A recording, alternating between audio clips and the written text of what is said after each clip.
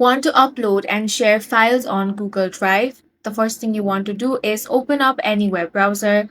Now head over to Google Drive. For that, go to drive.google.com.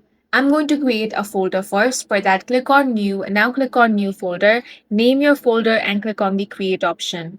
Once your folder has been created, you want to upload all of your files here. For that, right click and select File Upload. Now select your files, then click on Open.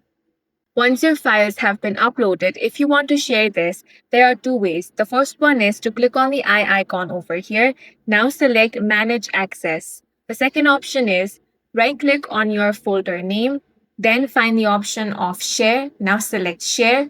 On this box, you can either add people, groups, or calendar events over here, or you can simply copy the link. Once you copy the link, you want to change the access. Select anyone with link. Now you also have the option to change it to viewer, commenter, or editor. Editor can organize, add, and edit files. Now click on the Save option. In this way, you can easily share files in Google Drive, and that's all for this video. If you found it useful, make sure to hit the like button and subscribe for more videos like this.